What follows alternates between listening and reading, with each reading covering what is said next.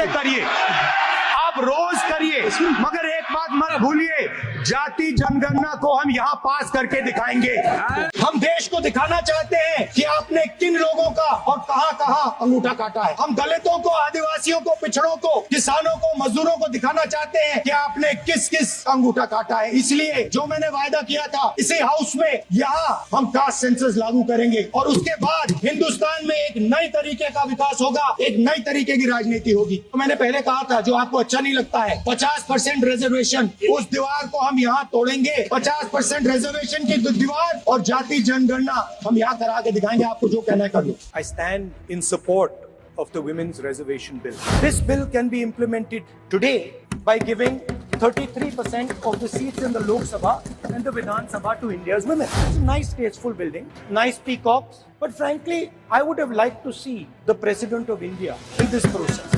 मैंने ये सवाल पूछा, 90 सेक्रेटरी हैं, ये जो हिंदुस्तान की सरकार को चलाते हैं, जो बजट को चलाते हैं, इनमें से ओबीसी कितने हैं? नरेंद्र मोदी जी प्रधानमंत्री हैं, ओबीसी के लिए काम करते हैं। मैंने ये सवाल पूछा, मैं आपको जवाब देना चाहता हूं। हिंदुस्तान के सेक्रेटरीज 90 में से सिर्फ 3 ओबीसी से हैं। तो सवाल उठता है कि इस देश में कितने ओबीसी हैं, कितने दलित हैं, कितने आदिवासी हैं, और उस सवाल का जवाब सिर्फ कास्ट सेंसस से मिल सकता है।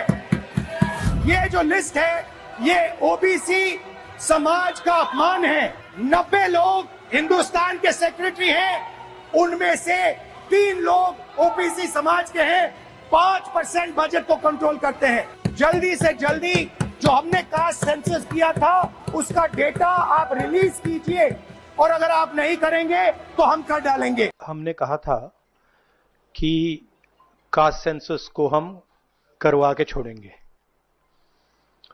और हमने ये भी कहा था कि 50% की जो कैप है, जो आर्टिफिशियल दीवार लगा रखी है, उसको भी हम तोड़ के हटाएंगे। पता नहीं क्या हुआ, सडनली 11 साल बाद नरेंद्र मोदी जी कहते थे कि सिर्फ 4 जाते हैं, सडनली कास्ट सेंसस का अनाउंसमेंट किया। हम इसको सपोर्ट करते हैं, पूरी तरह सपोर्ट करते हैं, मगर हम टाइमलाइन चाहते हैं।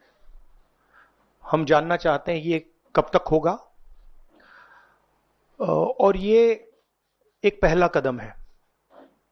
तेलंगाना एक मॉडल बना है कास्ट सेंसस के लिए, और वो ब्लूप्रिंट बन सकती है। और कास्ट सेंसस को डिजाइन करने में हमारा पूरा सरकार को ऑफर है, पूरा समर्थन है कि हम डिजाइन करेंगे, क्योंकि डिजाइन बहुत जरूरी है। क्योंकि 2 एग्जाम्पल्स हैं, एक बिहार का डिजाइन है, दूसरा तेलंगाना का डिजाइन है, उसमें जमीन आसमान का फर्क है। और मैं दोहराना चाहता हूं कि कास्ट सेंसस पहला कदम है।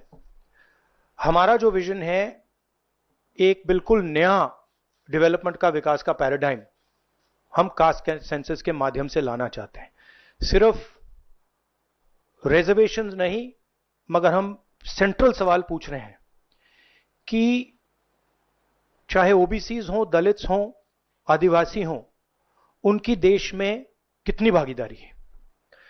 कास्ट सेंसस से एक प्रकार से पता लगेगा, बट कास्ट सेंसस से आगे जाना है।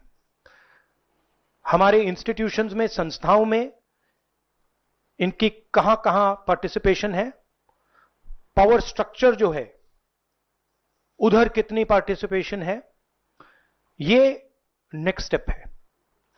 और हम चाहते हैं कि इस डायरेक्शन में कास्ट सेंसस जाए।